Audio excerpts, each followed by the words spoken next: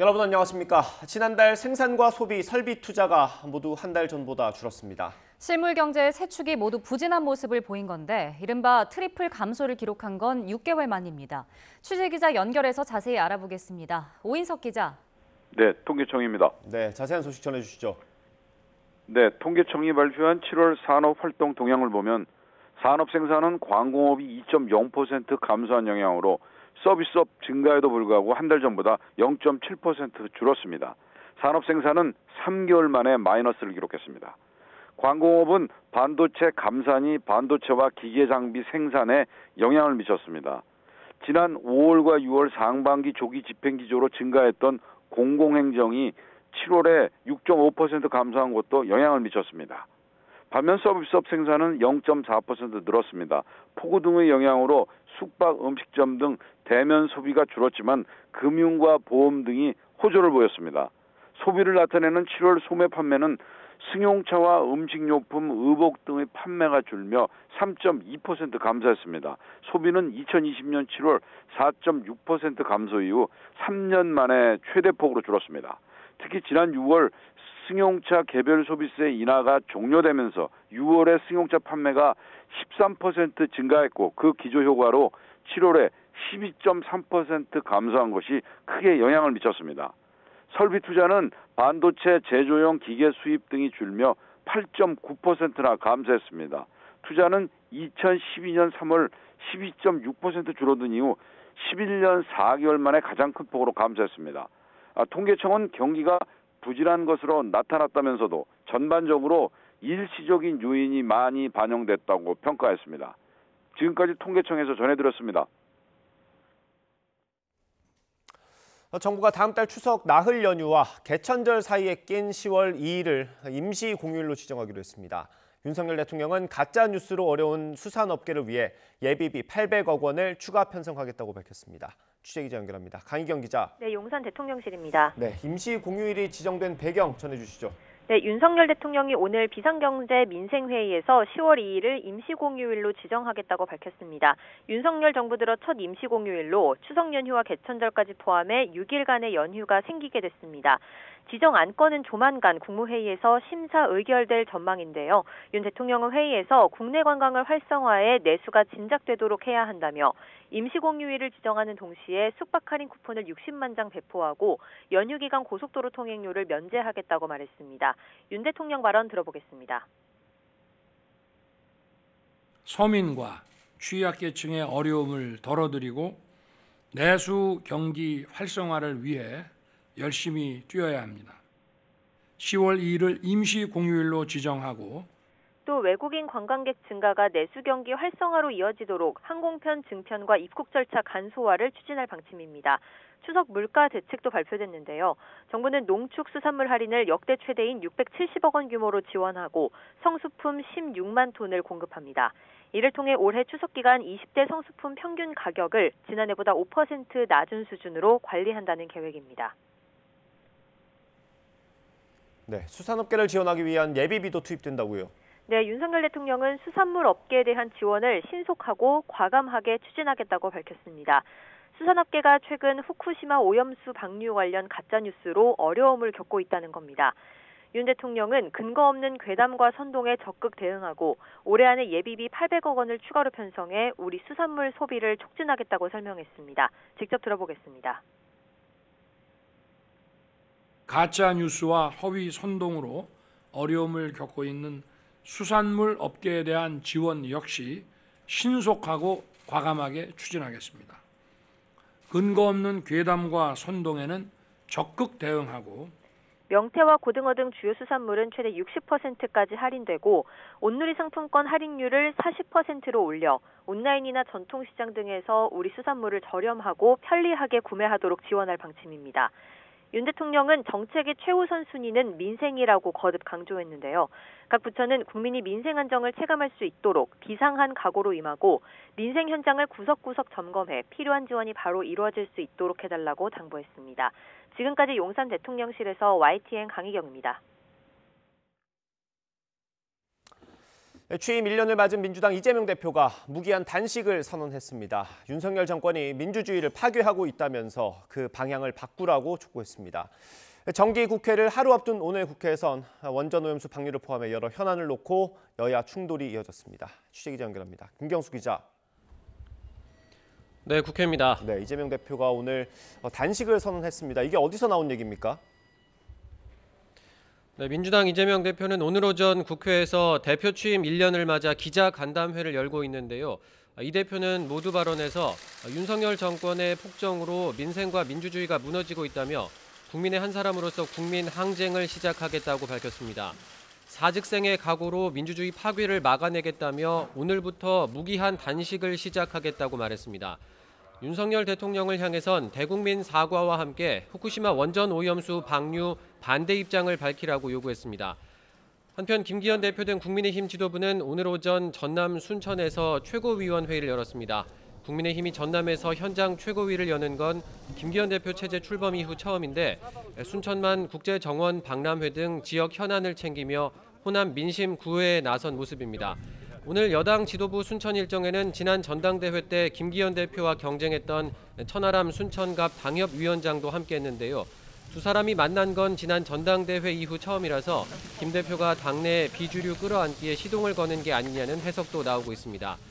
한편 김기현 대표는 민주당 이재명 대표의 단식 선언에 대해 뜬금없는 단식이라며 민생 발목 잡기라는 반응을 보였습니다. 네, 예결위가 어제 늦게까지 이어졌고 오늘도 있다고요? 네, 국회 예결위는 2022년 회계연도 결산 심사를 위한 종합정책 질의를 이틀 동안 진행합니다. 어제 각 부처 장관들이 출석한 가운데 일본 후쿠시마 원전 오염수 방류와 해병대원 순직 사건, 잼버리 대회 파행 등을 두고 정부 여당과 야당의 공방이 이어졌습니다. 오늘 예결위 회의도 오전 11시부터 열리고 있는데 홍범도 장군 흉상 논란 등을 두고 시작부터 설전이 이어지고 있습니다. 오늘 국회 행정안전위원회에서는 이태원 참사 피해자 권리 보장과 진상규명 및 재발 방지를 위한 특별 법안이 쟁점입니다. 행안위는 오전 11시부터 전체 회의를 열어 법안 심사를 하고 있는데 오늘 곧바로 표결도 진행할 예정입니다. 야당 의원들이 다수라 무난히 가결될 것으로 보이는데 여당은 이태원 참사 관련 수사와 국정조사가 이미 이루어져 별도의 조사기구를 만드는 건 불필요하다면서 반발하고 있습니다. 이태원 참사 특별법은 앞서 야당 주도로 신속 처리 안건으로 지정된 상태라 오늘 행안위를 통과하면 법제사법위원회 90일, 본회의 60일 등 최장 150일 안에 법안이 최종 처리될 수 있습니다. 이외에도 국회 과학기술정보방송통신위원회는 의사일정 협의를 두고 여야가 이견을 좁히지 못해 파행했고 국회 외교통일위원회에서도 일본 오염수 방류를 둘러싼 신경전이 이어졌습니다. 한편 민주당 의원들은 오늘 저녁 국회에서 오염수 방류를 규탄하는 철야 농성에 나섭니다. 지금까지 국회에서 전해드렸습니다. 항명 혐의를 받는 박정훈 전 해병대 수사단장이 내일 구속 갈림길에 섭니다. 박 전 단장 측 김정민 변호사는 내일 오전 구속 전 피의자 신문이 군사법원에서 열릴 예정이라고 밝혔습니다. 박 전 단장은 해병 순직 사건을 민간 경찰에 넘기는 과정에서 이첩 보류 지시를 어겼다는 혐의를 받고 있습니다. 후반기 한미연합연습 을지 자유의 방패 UFS 훈련이 오늘 오후에 끝납니다. 한미는 지난 21일부터 국가총력전 수행 능력을 점거하는 일부 연습에 이어 28일부터는 군 단독으로 육해, 공군, 해병대가 참여해 소대급부터 여단급 부대 훈련까지 진행하는 2부 연습을 실시했습니다. 연합 야외 기동훈련을 대폭 늘린 가운데 진행한 이번 연습에서 한미는 유엔사 회원국인 호주, 캐나다, 프랑스, 영국, 그리스 등도 훈련에 참가한다는 사실을 처음으로 알렸습니다. 북한이 지난 29일 전군 지휘훈련에 돌입하면서 훈련 목표는 남반부 전 영토 점령에 있다고 밝혔습니다. 북한은 또 어젯밤엔 전술핵 타격 훈련을 실시했다고 주장했는데 우리 정부는 북한이 우리에 대한 군사공격 의도를 노골적으로 드러낸 데 대해 강하게 규탄했습니다. 취재기자 연결해 알아봅니다. 최도희 기자. 네, 통일외교 안보부입니다. 네, 북한이 전군지휘훈련의 훈련 목표를 우리나라 점령이라고 분명히 했는데요. 이런 훈련을 실시한 게 이번이 처음이라고요. 네, 그렇습니다. 북한은 지난 29일부터 을지 자유의 방패 UFS 한미 연합 연습에 대응하기 위한 전군 지휘 훈련에 돌입했다며 이번 훈련의 목표는 남반부 전 영토 점령에 있다고 밝혔습니다. 이와 관련해 노동당 기관지 노동신문은 김정은 국무위원장이 조선인민군 총참모부 훈련지휘소를 방문하고 전군 지휘훈련 진행 정형을 시찰했다고 전했는데요. 훈련 목표에 대해서는 원수들의 불의적인 무력 침공을 격퇴하고 전면적인 반공격으로 이행해 남반부 전 영토를 점령하는 것이라고 분명히 했습니다. 북한이 사실상 우리나라를 점령하는 계획을 포함한 훈련에 돌입한 건데 김 위원장 집권 이후 전군 지휘 훈련을 실시하고 공식 매체를 통해 보도까지 한 건 이번이 처음입니다. 특히 김 위원장은 총참모장으로부터 전쟁 발생 시 시간별, 단계별 정황에 따르는 적군과 아군의 예상 행동 기도에 대한 보고를 받고 전군 지휘 훈련 조직 정형과 진행 실태를 구체적으로 점검했습니다. 또 작전 초기에 적의 전쟁 잠재력과 적군의 전쟁 지휘 구심점에 심대한 타격을 가하고 지휘 통신 수단들을 마비시켜 적의 전쟁 수행 의지를 마비시키는 데 주목해야 한다고 지시했는데요. 사실상 작전 초기에 우리 군 지휘부가 있는 계룡대를 타격한 뒤 핵심 군사 지휘 거점 등을 동시다발적으로 공격할 것임을 시사한 겁니다. 김 위원장은 또 미국과 대한민국을 언급해 막말 비난한 뒤 이들의 분주한 군사적 움직임과 확대된 군사 연습은 반공화국 침략 기도의 여지없는 폭로라며 철저히 대응해야 할 필요성도 강조했습니다. 이에 대해 통일부는 연례적 방어적 성격의 한미연합연습을 구실로 우리에 대한 군사공격 의도를 노골적으로 드러낸 것에 대해 강하게 규탄한다고 밝혔는데요. 북한이 군사적 위협과 도발에 집착할수록 공고한 한미일의 압도적 대응 역량에 직면하게 될 것이라고도 강조했습니다. 네, 그리고 북한이 어제 또 동해상으로 단거리 탄도미사일 2발을 발사한 데 대해서도 언급했죠. 네, 그렇습니다. 북한은 어젯밤 미국의 전략폭격기 B-1B가 한반도에 전개된 데 대응해 전술핵 타격 훈련을 실시했다고 밝혔습니다. 이와 관련해 북한군 총참모부는 대한민국을 지칭하며 막말 비난한 뒤 중요 지휘 거점과 작전 비행장들을 초토화해버리는 것을 가상한 전술핵 타격 훈련을 실시했다고 주장했는데요. 미사일병들이 평양 국제비행장에서 북동쪽 방향으로 전술 탄도미사일 2발을 발사했고 목표 330의 설정 고도 400m에서 공중 폭발시켜 핵 타격 임무를 정확히 수행했다고 덧붙였습니다. 이번 훈련에 대해선 자신들의 거듭되는 경고에 전략자산 전개라는 군사적 위협 행위로 도전에 나선 적들에게 분명한 신호를 보내고 실질적인 보복 능력을 명백히 재인식시키기 위한데 그 목적이 있다고도 주장했습니다. 앞서 우리 군은 북한이 어젯밤 11시 40분부터 11시 50분까지 순안 일대에서 동해상으로 탄도미사일 2발을 발사했다고 밝혔는데 이를 두고 북한은 전술핵 타격 훈련이라고 주장한 겁니다. 지금까지 통일외교 안보부에서 YTN 최두입니다.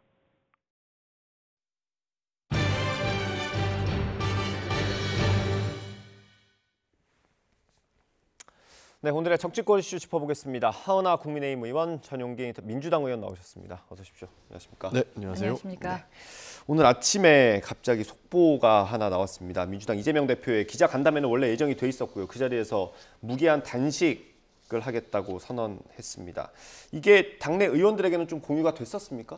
그러니까 공식적으로 거론은 되지 않은 것 같은데요. 1주년을 위해서 최고위 정도만 공유가 된 것 같습니다. 그래서 오늘 전격적으로 1주년 기자회견에서 이렇게 단식을 선언한 것 같습니다. 예, 뭐 3가지 정도 요구사항이 있습니다. 윤석열 정권에 요구합니다. 이러면서 3가지가 있는데 대통령은 민생 파괴 민주주의 훼손에 대해서 국민께 사죄하고 국정 방향을 국민 중심으로 바꿔달라. 그리고 일본 오염수 방류에 대한 반대 입장을 천명하고 해양재판소에 제소하라. 그리고 전면적 국정 쇄신과 개각을 단행하라. 이런 3가지를 요구했습니다. 제가 오늘 아침 기자간담회 내용을 영상으로 준비한 게 있습니다. 이거 먼저 보고 얘기 이어가겠습니다. 국민 여러분께 말씀드립니다.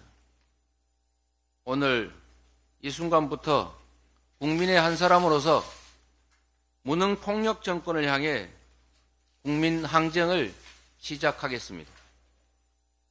민주주의 파괴에 맞서 국민과 함께 민주주의를 회복하겠습니다. 그 맨 앞에 서겠습니다. 사, 즉 생의 각오로 민주주의 파괴를 막아내겠습니다.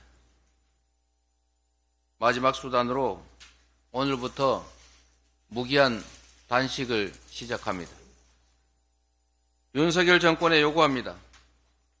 첫째, 대통령은 민생 파괴, 민주주의 훼손에 대해 국민께 사죄하고 국정 방향을 국민 중심으로 바꾸십시오. 둘째, 일본 핵 오염수 투기에 대해서 반대 입장을 천명하고 국제해양법재판소에 제소하십시오. 셋째, 전면적인 국정 쇄신과 개각을 단행하십시오. 네, 저희가 기자간담회 모두 발언을 정리해서 보여드렸고요. 이런 결정을 하게 된 배경은 어떻게 보십니까? 많은 분들이 함께 고민하고 있을 것 같은데요. 더 이상 이 정부가 말로내서는 안 되는 상황까지 이른 것 같습니다. 많은 요구를 해왔습니다. 지금 집권한 지 1년 정도가 됐는데 다양한 방법으로 대통령께 요구도 해봤고요. 지속적으로 오히려 한번 여야가 한번 만나보자라고 얘기하는 정치 요구도 지속적으로 해왔습니다. 그러나 대통령실에서는 단 하나의 요구도 받아들이지 않았고 민주당을 어떻게 하면 나쁜 집단으로 몰 수 있을까 하는 고민만 했던 거라고 저희 느낍니다. 그렇기 때문에 이렇게 좀 강단 있는 모습이라도 보여줘서 윤석열 대통령과 윤석열 정부가 조금이라도 반성하는 모습을 국민들께 보여주고자 했던 것 같습니다. 그래서 이 세 가지 요구안들을 보면 너무나도 당연한 것들이에요. 첫 번째가 민생 파괴, 민주주의 훼손 이 얘기를 하시는데요. 네. 어느 편에 들다 보니까 갑자기 우리 경제가 굉장히 많이 무너졌습니다. 거기에 대해서 단 한 명도 반성하는 사람이 없었고 잘못하는 일들이 있었을 때는 미안하다, 잘못했다라고 이야기하면 되는데 그냥 내 잘못 아니고 전 정부 잘못이다라고 지속적으로 이야기를 해왔거든요. 그런 부분에서 반성이라도 좀 해라는 의미가 있고 두 번째, 세 번째도 일본의 핵 오염수를 방류하는 것을 저지해라 이건데 우리가 핵 오염수를 방류하는 것에 대해서 반대하지 못할 이유가 단 하나도 없거든요. 그런데 우리 정부는 거의 방조하다시피 하고 있고 세계의 많은 환경단체에서조차 대한민국이 방조하고 있다. 이거 왜 당신들이 찬동하고 있느냐 이런 평가를 내리고 있거든요. 그 부분에 대해서 명확하게 반대한다는 의견을 내라 이런 것이고 세 번째도 전면적인 국정 쇄신 이 부분 같은 경우에도 많은 내각들을 보지 않습니까? 지금 문제가 되었던 장관들 굉장히 많은데 이 장관들도 본인 잘못 인정하는 사람 하나도 없습니다. 네. 이번에 잼버리 파동을 보면서 여가부 장관한테 문제 제기를 하려고 했더니 국회에 대기하고 있다고 하면서 도망치는 이런 촌극까지 벌어졌어요. 여기에서 개각을 하지 않고 버티는 이유가 궁금하다. 이 정부는 상식적으로 말이 안 되는 일들을 너무 많이 자행하고 있다. 그렇기 때문에 대화를 통해서 하다 안 되니 이제는 좀 더 강력한 카드로 내가 단식이라도 해서 많은 국민들께 호소를 하겠다라는 전략으로 변경한 것이 아닐까 그렇게 보고 있습니다. 네, 야당 대표의 선언 어떻게 들으셨어요? 뭐 저는 황당했다라고 말씀드릴 수 있을 것 같고 저는 이런 식의 단식을 하는 정치는 좀 지양해야 된다라고 생각합니다. 그래서 본인의 건강을 위해서도 국민의 건강을 위해서도 그냥 식사 좀 잘 하셨으면 좋겠다라는 네. 말씀 좀 드리고 싶고 지금 말씀하셨던 내용들 하나하나를 보면은 우리 의원님 말씀하시는 것처럼 야당이 충분히 제기할 수 있는 부분들입니다. 네. 하지만 이게 얼마나 이 메신저에 대한 신뢰가 없으면 국민들이 반응하지 않으니까 좀 자극적인 것이 필요하다고 생각한 것은 아닌지 이게 방탄 단식이다라는 이야기까지 나오는 거 보면은 이제는 이재명 대표가 어떠한 말을 해도 그 있는 그대로 받아들이는 분이 많지 않은 것 같다라는 생각이 듭니다. 지난번에 핵폐수 투기 테러라고도 하셨고요. 또 제2의 태평양 전쟁이라고 하면서 말이 험해지고 있음에도 불구하고 그 말에 대한 국민 호응이 많지 않습니다. 네. 이 부분에 대해서는 이재명 대표뿐만 아니라 그 더불어민주당의 지도부도 심각하게 고민하셔야 되는 거 아닌가 하는 말씀을 좀 드리고 싶습니다. 예, 그 방탄 단식이라는 비판이 있을 수도 있을 것 같습니다. 일단 김기현 대표가 짧게 백브리핑에서 언급하긴 했는데 어쨌든 이재명 대표 같은 경우는 검찰의 소환 조사 그리고 또 뭐 만약의 경우에는 체포동의안까지 이제 청구가 될 수 있는 그러니까 구속영장까지 청구가 될 수 있는 상황인데 단식을 들어간다고 하면 또 방탄이냐? 라는 비판이 나올 수도 있을 것 같거든요. 사실 윤석열 정부나 여당에서는 모든 사안에 대해서 일단은 이재명 방탄이라는 꼬리표를 붙이고 시작합니다. 그렇게 해야 메시지의 문제보다는 메신저의 문제로 치부시키기 좋기 때문에 그러고 보는데요. 대표적인 예로 윤석열 대통령께서 바이든이라고 이야기하는 거를 난리면이라고 우기면서까지 문제 제기를 야당에서 하니까 이것 또한 이재명 방탄이라고 했었거든요. 네. 그러니까 메신저 공격하기 용에 지나지 않는다 이렇게 보고 있습니다. 그 메신저에 대한 신뢰를 하십니까? 신뢰하고 있죠. 사실 문제없는 내용들이 굉장히 많이 나오고 있고 1, 2년 동안 지금 이재명 대표만을 수사하고 이재명 대표만을 잡아넣기 위해서 얼마나 많은 일들이 있었습니까? 그랬는데 지금 검찰이 출두하겠다고 하니까 아니 지금 오지 말고 다음 주에 오세요. 이렇게 얘기하고 있거든요. 사실 8월 초에 비회기 때 영장을 청구했으면 이재명 대표 국회 표결 없이도 검찰의 영장 청구에 응할 수 있었습니다. 네. 그러나 그 기간은 피해갔다라는 거죠. 왜냐하면 회기 때 다시 한번 국회에서 표결이 이루어지고 여기에 대해서 이재명 대표에 대한 메신저 공격이 필요하다고 검찰이 저는 정치를 하고 있다고 보기 때문에 네. 충분히 신뢰할 수 있는 내용이었다라는 말씀 드리고 싶은 알겠습니다. 겁니다. 아까 저희가 이재명 대표의 기자간담회 내용을 영상으로 전해드렸고요. 이 단식 선언에 대해서 김기현 대표가 언급한 영상이 저희가 준비가 됐습니다. 바로 보겠습니다. 민생을 챙기고 국민들의 살림을 돌봐야 되는 정기국회 교회를 앞두고 웬 뜬금포 단식인지 모르겠습니다. 당 대표가 제1야당, 그것도 거대 야당을 이끌고 있으면서 직무를 유기하겠다는 것에 다름 아닙니다. 불체포 특권을 포기하면 되는 것인데 왜 그렇게 자꾸 민생 발목 잡는 일을 하시는지 참 답답합니다. 불체포 특권 얘기도 있고요. 뭐 민생을 발목 잡는다 이런 얘기도 있네요. 어떻습니까? 대부분 국민이 저 질문하실 것 같습니다. 불체포 특권 내려놓으시면 되는 겁니다. 그리고 그렇게 사실 단식이라는 것이 자신의 목숨까지 걸겠다라는 의미 아니겠습니까? 그랬으면 그만큼 민생에 다가가시려고 행동하셔야 되는 거죠. 그리고 국민들이 의심하면은 내가 당당히 나서서 당당하게 대화하고 당당하게 뭐 나서겠다, 감옥이라도 가겠다라는 행동을 하시면 되는 겁니다. 본인이 단식한다고 해서 해결될 부분은 아니다. 라고 저는 생각합니다. 그러니까 문제가 없는데 계속 감옥 가라고 강요하니까 저희가 반대를 하는 거라고 말씀드리고 싶습니다. 그리고 불체포 특권을 김기현 대표가 계속 얘기하시는데요. 안 되는 거 아시면서 저렇게 이야기하는 것이 너무나도 의도가 뚜렷하다라는 말씀드리고 싶습니다. 불체포 특권은 말이 쉽지 이재명 대표가 제가 내려놓겠습니다 선언한다고 해서 내려놓는 게 아닙니다. 법을 바꿔야 되는 문제예요. 이거를 두고 계속적으로 이재명 대표한테 불체포 특권 포기하라고 요구한들 이거는 답이 없는 내용이거든요. 여야가 합의해서 법을 개정한다면 모를까. 그리고 그 법 개정도 굉장한 시일이 소요되는 것을 명확한데 김기현 대표는 그냥 불체포 특권 포기하라 하고 이재명 대표를 나쁜 사람 만들고 잘못된 사람 만들려고 하니까 야당에서 반발하지 않을 수가 없는 겁니다. 네, 이 단식 투쟁 그리고 삭발, 장외 투쟁 이렇게 세 가지는 사실 야당이 할 수 있는 거의 마지막 카드잖아요. 장외 투쟁은 여러 번 했고요. 삭발도 사실 앞쪽에 의원님들이 하셨죠. 그리고 단식 투쟁 같은 경우도 일부 의원들은 했고 이재명 대표가 이번에 하는 겁니다. 어쨌든 출구 전략이 필요할 테고요. 마냥 단식을 할 수 있는 건 아니지 않습니까? 그렇죠. 예, 어떻게 풀어가야 될까요? 조금이라도 윤석열 대통령께서 일부라도 받아주시면은 저는 충분히 가능할 거라고 보고 있습니다. 결국에는 마지막까지 몸까지 던져서 단식 투쟁을 하는 것이 아니겠습니까? 단식 투쟁에 대한 역사를 여러 가지 보면요. 나중에 한 10일 정도 넘어가면 정말로 위험해집니다. 이제는 장기가 역할을 못할 수도 있고요. 소화 기능을 회복하기 위해서 굉장한 오랜 시간이 걸릴 수도 있습니다.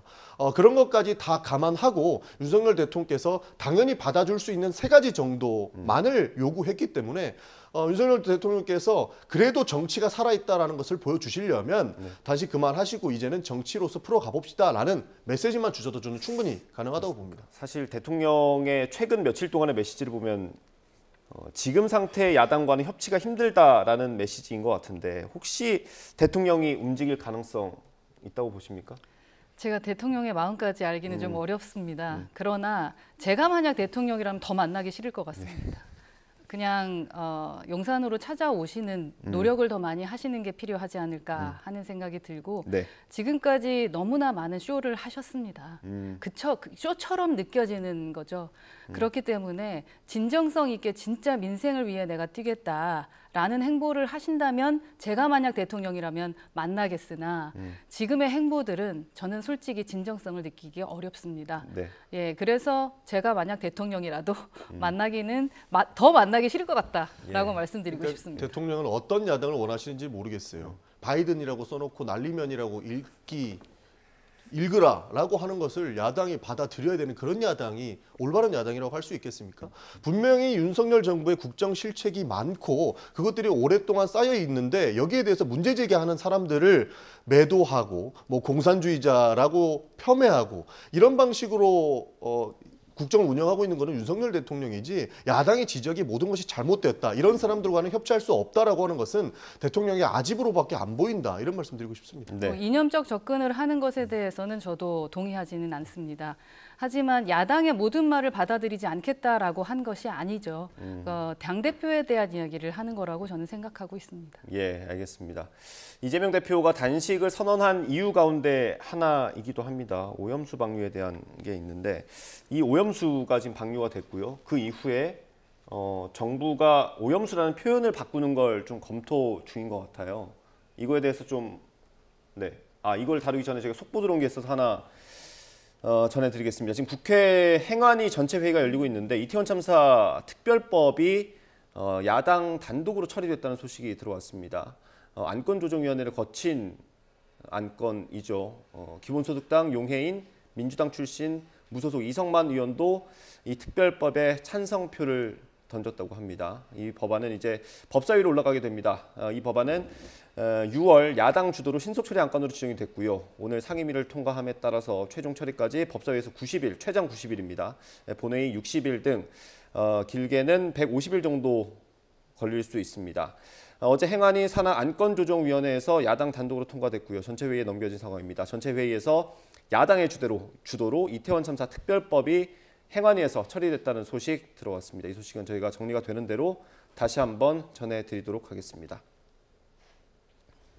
네, 다시 오염수 얘기로 돌아와서요. 이걸 지금 오염수를 처리수로 불러야 하는 거 아니냐 이런 주장들이 여권 내부에서 나오고 있습니다. 이 부분은 어떻습니까? 그러니까 홍길동 정부죠. 아버지를 아버지로 부르지 못하는 오염수를 오염수로 부르지 못하고 이제는 처리수로 용어 변경을 해야 된다라고 주장하시는 건데 사실 고양이를 호랑이라고 아무리 우긴들 그 고양이가 호랑이는 되지 않지 않습니까?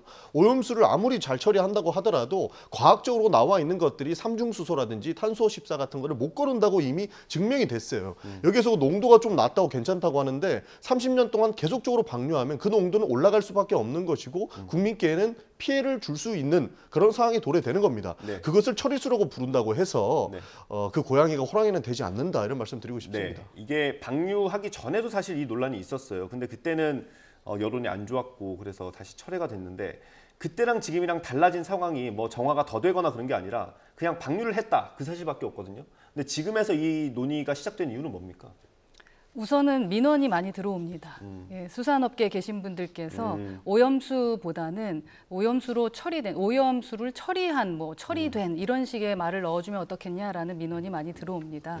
그리고 처음에 말씀하셨던 것처럼 오염수를 오염수 처리수라고 부른다고 해서 제가 원안위에 직접 확인했었거든요. 그랬을 때는 원안위 자체에서는 그런 걸 검토한 적이 없다라고 얘기 들었고 저도 그렇게 방송에서 이야기했던 것으로 기억합니다. 그런데 지금은 민원이 좀 들어오다 보니까 그 부분을 좀 검토하고 있는 것 같고요. 아무래도 생계를 책임지셔야 되는 분들께서 그 현장에서 좀 어려움을 느끼시고 있는 것 같습니다. 네. 그래서 김기현 당대표도 아직은 결정한 바는 없다라고는 합니다만 많이 듣고 있는 것은 사실이고요.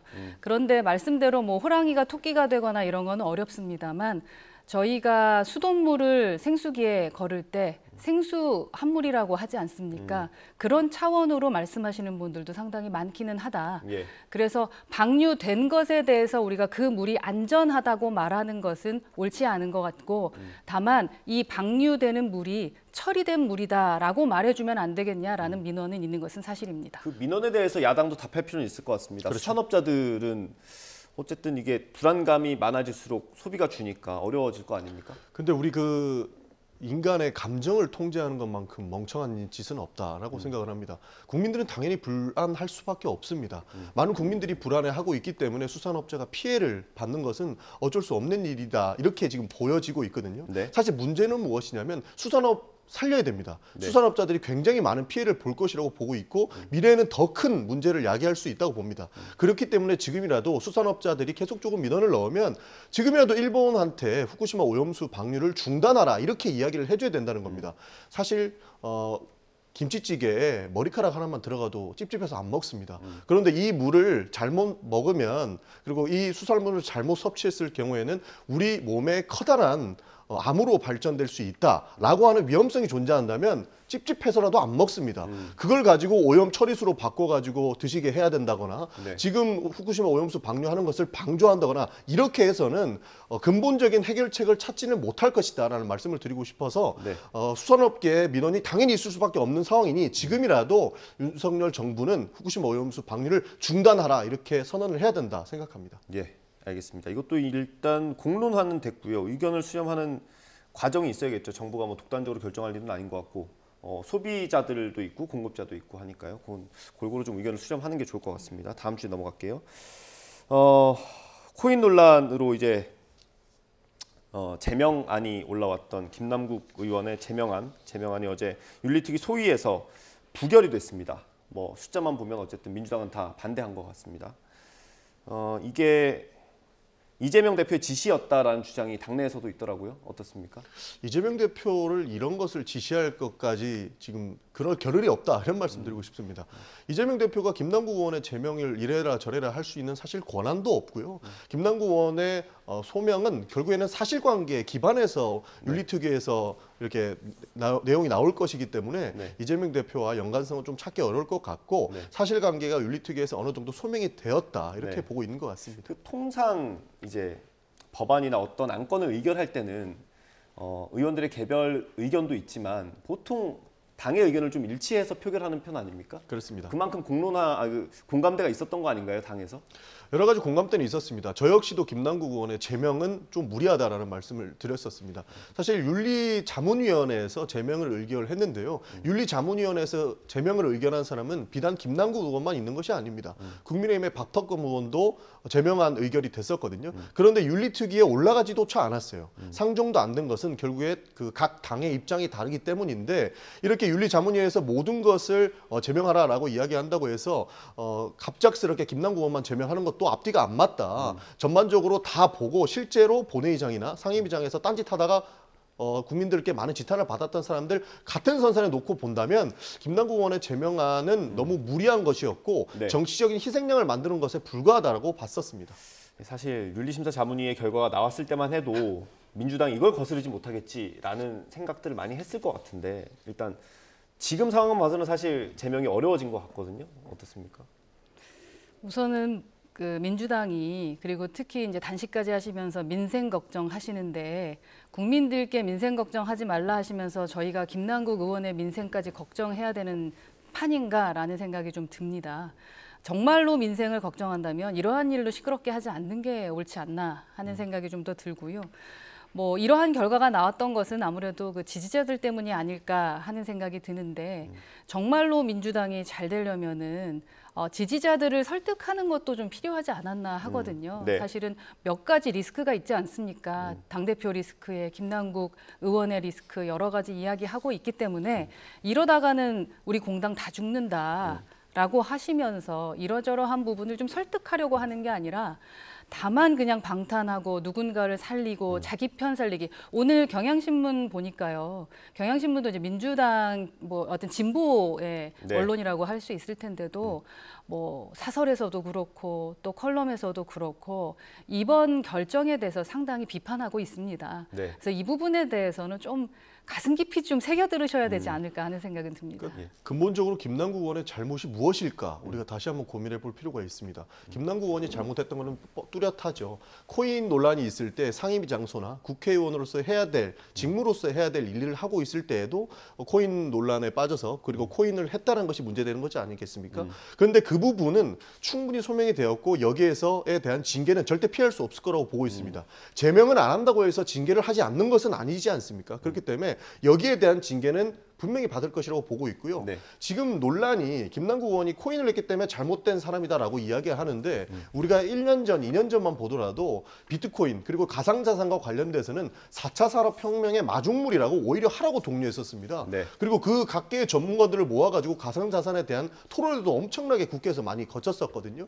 그러면서 우리가 그 가상자산과 관련된 법안을 그리고 정책을 내놓겠다고 많은 국회의원들이 뛰어드는데 비단 김남국 의원이 코인 거래가 있었다고 잘못된 사람으로 매도하기에는 우리가 너무 부끄럽지 않습니까? 그래서 잘못된 지점과 잘못되지 않은 지점을 명확하게 구분을 해놓고 한 국회의원을 징계할 때는 이 명함을 정확하게 봐줘야 되는데 지금은 김남국 의원의 잘못보다 정치적으로 김남국 의원은 잘못된 사람이기 때문에 징계해야 된다고 하는 그런 이야기들이 더 큽니다. 그런 차원에서 봤을 때 징계까지는 너무 무리한 것이고 네. 만약에 김남국 의원이 여기에서 논란 때문에 징계를 받아야 된다고 한다면 지금까지 윤리자문위원회에서 징계 처분을 받은 사람들 그리고 윤리적으로 문제를 일으켰던 많은 국회의원들이 함께 징계의 대상에 올라가야 된다라는 말씀을 드리고 싶은 겁니다. 네. 사실관계는 확실하게 하고 가야 될 텐데 네. 저도 방송에서 여러 번 얘기했습니다만 코인을 하는 것이 위법이 아닙니다. 네. 그것 때문에 제명을 운운하고 있는 것이 아닙니다. 아마도 지금 이제 어떻게든 말씀을 해보시려고 지금 코인 말씀을 전 의원님께서 하시는 것 같긴 한데 네. 그 부분이 핵심이 아니지 않겠습니까? 우리 국회 자체를 얼마나 정말 부끄럽게 만들었습니까? 국회에서 상임위에서 이모라는 말을 한 게 아마 21대 가장 부끄러운 발언이었을 겁니다. 네. 그 누구나 기억하게 하겠죠. 그리고 김남국 의원의 이제 메신저로서 그리고 국회의원으로서의 그 신뢰를 이젠 받을 수 있겠습니까? 남아있는 8개월 동안 정말로 상임위 활동 제대로 하실 수 있을까요? 그게 정말 맞을까? 지금 그 8개월 동안에 그러면 한 방에 들어가는 그 세금, 그건 누가 책임지는 겁니까? 그러니까 그런 차원에서도 한 번쯤은 접근해 보시는 네. 것이 옳지 않나라는 생각입니다. 알겠습니다. 짧게 말씀드리면 법과 원칙 그리고 법과 규칙에 따라서 이 제명안을 의결하는 거지 않습니까? 네. 김남국 의원이 국회의원 신분으로서 코인 거래를 했고 이 사람이 부끄럽기 때문에 제명을 해야 된다고 하는 것은 굉장히 감정적인 것이고 그것 때문에 지금 이 제명안들이 네. 분명한 정치적인 희생물을 낳는 건이 네. 되고 있다라는 말씀 드리고 윤리위는 싶습니다. 법이 아니겠죠. 원칙일 텐데 국회의원으로서의 명예를 실추시킨 건 맞죠. 네, 알겠습니다. 부끄럽다고 제명시키면 다 제명해야 됩니다. 다 부끄럽습니다. 알겠습니다. 일단 윤리특위 소위에서 한번 부결이 됐고요. 그래서 이 제명안을 소위에 다시 올리는 건 불가능하고 전체 회의에는 올릴 수 있다고 합니다. 그래서 예를 들면 뭐 그 다음 징계인 30일 출석 정지로 하면 또 소위에서 다룰 수가 있는데 그렇게 하려면 이제 여야 간에 합의가 있어야 되는 상황이고요. 앞으로 윤리특위에서 어떤 논의가 있을지 조금 더 봐야 될 것 같습니다. 어떻든 현재까지 상황만 보면 제명안 자체를 통과시키기는 어려워진 건 분명해 보입니다. 마지막 주제 다뤄보겠습니다. 어제도 그렇고 오늘도 그렇고 국회에서 상임위가 좀 많이 열립니다. 어제 예결특위도 있었고 국토위 그리고 뭐 운영위도 있었습니다. 저희가 주요 장면을 좀 영상으로 묶어봤는데 한번 보고 돌아오겠습니다. 2년 연속으로 독재 수준을 인정하고 우리나라의 대외 시민들을 긍정적으로 평가하고 있습니다.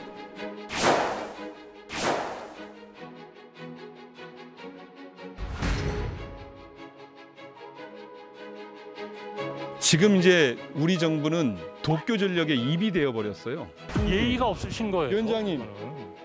아니 어떻게 도대체 정부가 국민을 위해서 얘기를 한다는데 도쿄 전력이 아니 질문도 하지 않았는데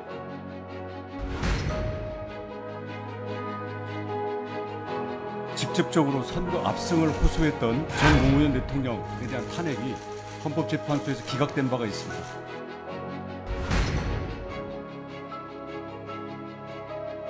광주 시민들조차도 광주 시민들을 바보 취급하지 마세요. 정율성을 몰라서 그랬다고요? 정율성의 정체를 알면은 광주 시민들이 용납을 하겠습니까?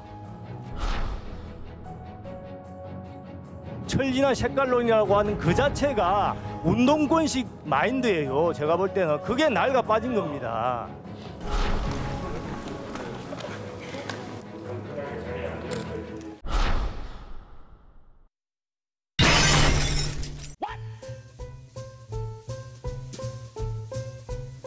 기본 요금을 말씀하시는 겁니까? 네네. 글쎄요, 한 1,000원쯤 되지 않았나요?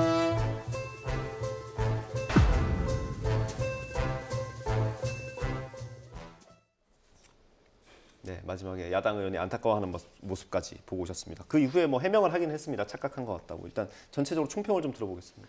그러니까 말로 싸우라라는 이야기를 착실히 수행하고 있다라고 우리가 보여드려서 보지 않았습니까? 참 말로 싸우는 자리가 아니거든요.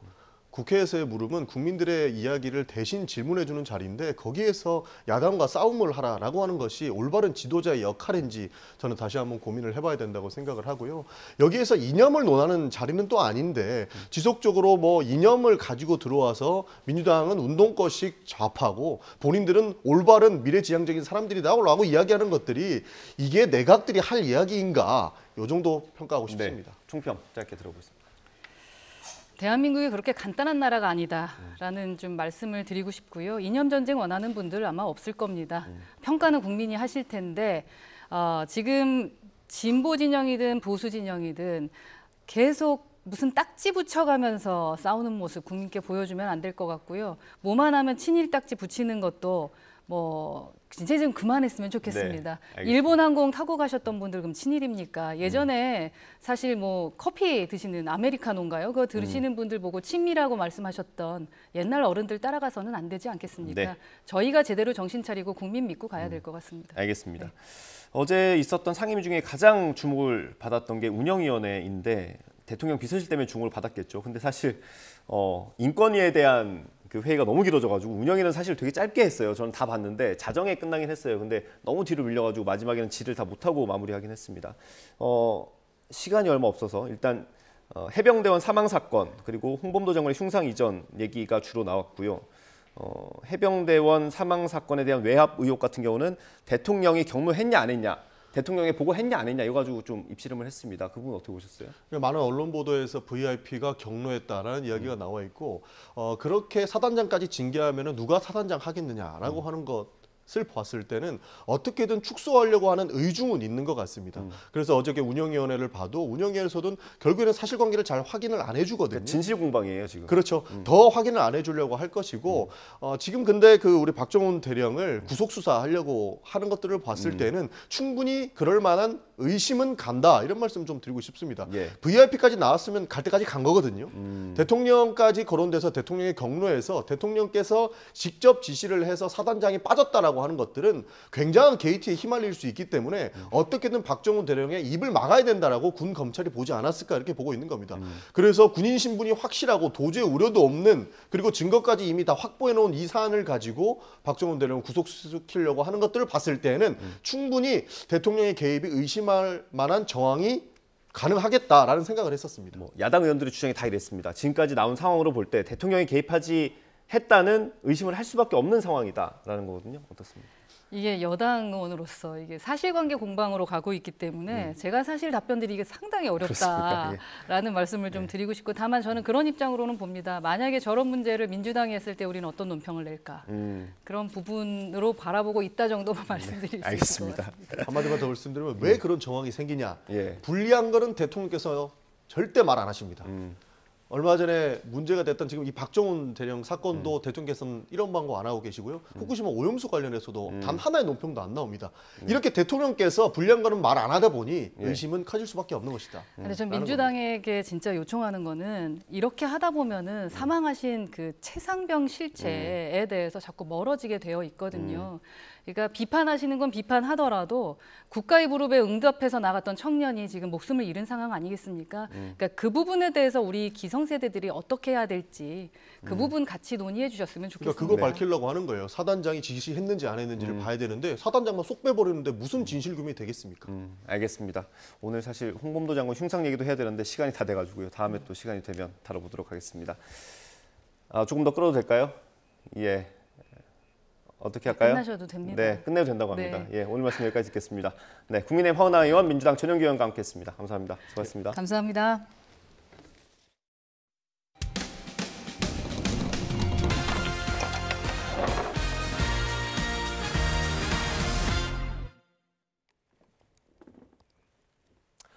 최근 서울 송파구 예식장에서 발생한 집단 식중독 의심 증세에 대해서 역학조사에 들어간 가운데 인근 예식장에서도 비슷한 증세 환자 수백 명이 더 나왔다는 제보가 들어왔습니다.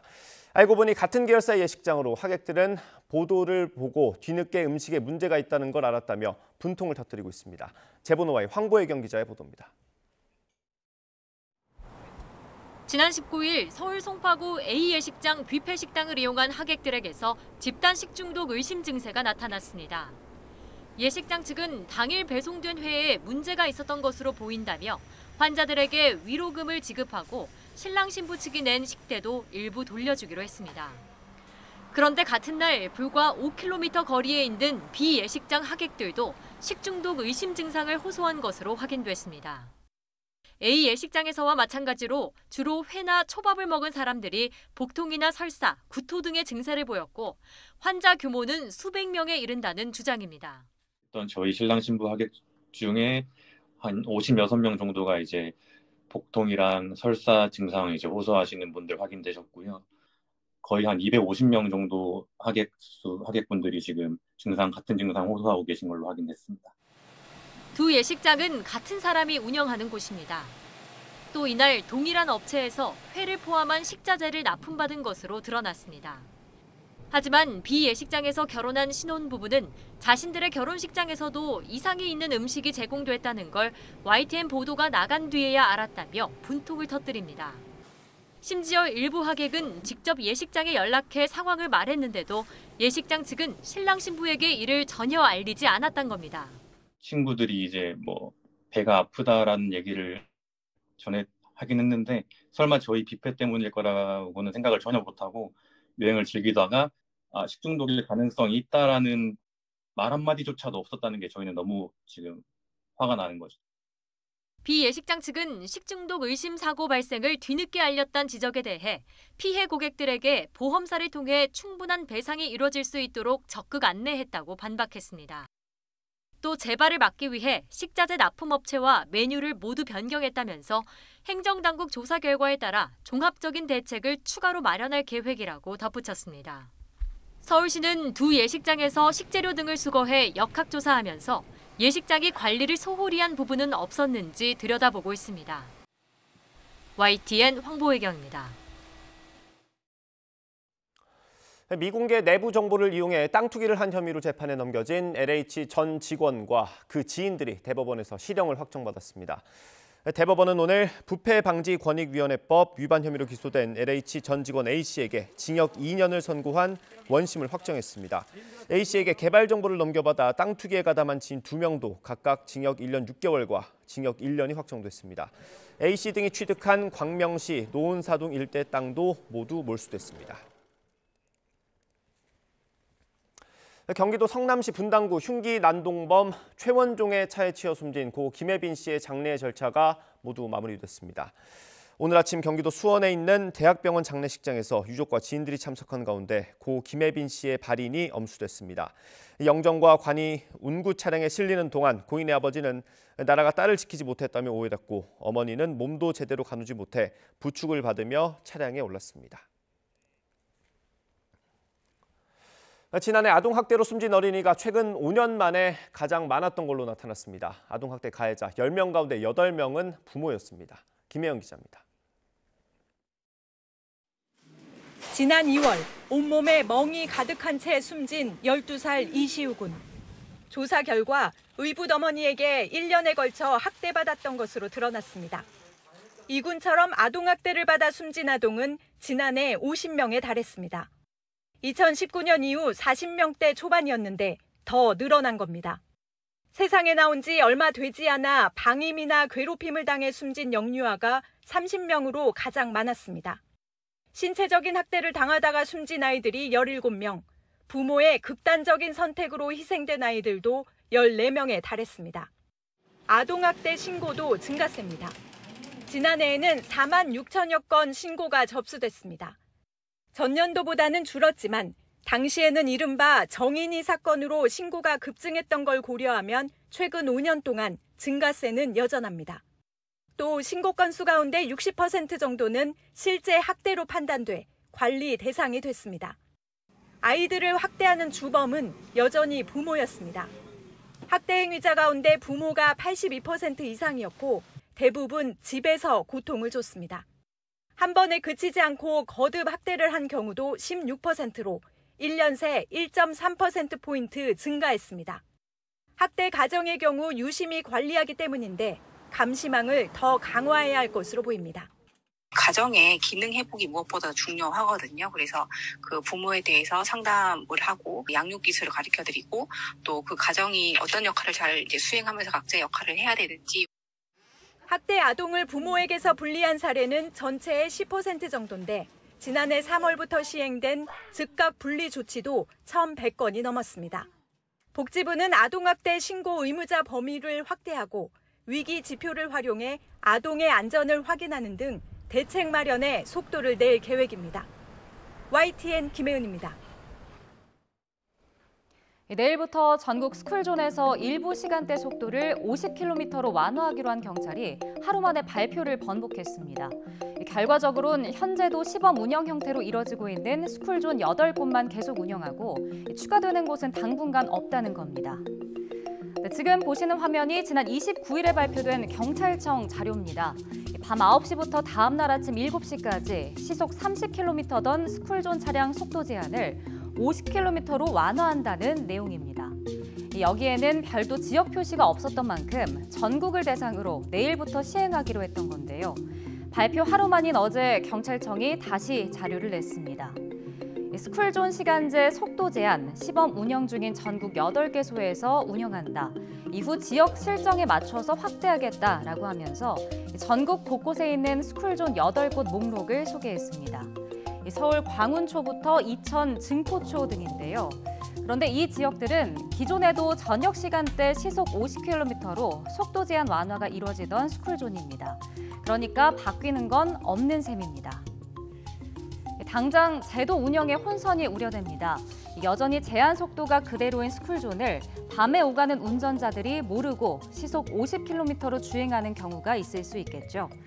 이런 우려에 광주광역시를 비롯한 일부 지자체에선 안내문을 내고 시범 운영 지역 외 모든 곳에서 여전히 기존 속도 제한을 유지한다고 당부하기도 했습니다. 경찰이 발표를 번복한 건 일부 시설물 확충 상태가 미흡했기 때문으로 알려졌습니다. 시간대별로 속도 제한을 달리 운영하려면 가변형 속도 표시 전광판을 비롯한 일부 시설물이 필요한데요. 아직 없는 곳이 대부분이라는 걸 경찰이 뒤늦게 확인한 겁니다. 속도 제한 일괄 완화를 위한 준비, 적어도 1년은 더 걸릴 거란 전망입니다. 오늘 새벽 1시 20분쯤 광주광역시 광산구 하남동의 한 도로에서 튀르키예 국적 외국인이 몰던 승용차가 주차된 화물차를 들이받는 사고가 났습니다. 이 사고로 승용차에 타고 있던 튀르키예 국적 외국인 3명이 심정지 상태로 구조돼 모두 숨졌습니다. 운전석에서 발견된 사망자는 운전면허가 없었고 불법 체류자 신분인 걸로 확인됐습니다. 오늘 새벽 2시 40분쯤 경기도 양주시 장흥면에서 달리던 오토바이가 관로 공사를 위해 도로에 설치돼 있던 철제 울타리와 갓길에 가로등을 잇따라 들이받았습니다. 이 사고로 오토바이에 타고 있던 30대 운전자와 20대 동승자가 숨졌습니다. 오늘 새벽 6시 10분쯤 경기도 시흥시 하늘휴게소 정류장에서 경기 순환버스가 연석에 올라탔습니다. 버스에 승객 20여 명이 타고 있었는데 인명피해는 없었습니다. 경찰은 버스기사의 진술과 주변 CCTV 화면을 토대로 정확한 사고 경위를 조사하고 있습니다. 오늘 아침 강원도 영월 농공단지에 있는 화장품 원료 공장에서 불이 나 2시간여 만에 진화됐습니다. 오늘 오전 7시 5분쯤 강원도 영월군 영월읍 팔괴리 농공단지 내 화장품 원료 공장에서 폭발과 함께 불이 났습니다. 공장 내부에 직원 3명이 있었지만 대피해서 인명피해는 발생하지 않았습니다. 화재 당시 공장 내 화학물질로 인한 폭발도 발생해 한때 진화에 어려움을 겪기도 했지만 불은 건물 2동을 태우고 2시간여 만에 진화됐습니다. 8월의 마지막 날인 오늘 영남과 제주도에는 빗줄기가 이어지는 곳이 있습니다. 다만 서울 등 중부지방에서는 하늘이 점차 맑아지면서 낮 동안 어제보다 덥겠는데요. 남부에 내리는 비의 양 먼저 살펴보면 오늘까지 영남에 최고 60mm가 더 내리겠고요. 내일 비구름이 다시 확대하면서 모레까지 영남과 제주도 많은 곳에 200mm 이상이 더 오겠습니다. 그 밖에 남해안에도 100mm 이상이 예상됩니다. 비는 시간당 30에서 60mm로 매우 강하게 쏟아질 수 있는 만큼 피해 없도록 주의가 필요하겠습니다. 오늘 비가 오지 않는 곳에서는 어제보다 후덥지근하겠습니다. 오늘 서울과 광주, 대구에서 모두 28도 보이겠고요. 우려했던 11호 태풍 하이쿠이는 다음 주 초 중국 내륙에 상륙할 걸로 보입니다. 어젯밤 발생한 제12호 태풍 기러기도 다음 주 초 일본 남쪽 해상까지 북상할 전망인데요. 따라서 우리나라에 직접적인 영향은 없겠지만 태풍의 수증기가 유입되면서 남해안과 제주도 해안에는 당분간 너울성 파도가 높게 일겠고요. 다가오는 주말과 휴일, 남해안과 내륙 곳곳에는 국질성 호우가 쏟아질 수 있겠습니다. 이 태풍의 진로는 유동적인 만큼 최신 기상 정보를 잘 확인해 주셔야겠습니다. 날씨였습니다. 네, 이어서 뉴스앤이슈 2부가 방송됩니다. 저희는 잠시 뒤에 들어오겠습니다.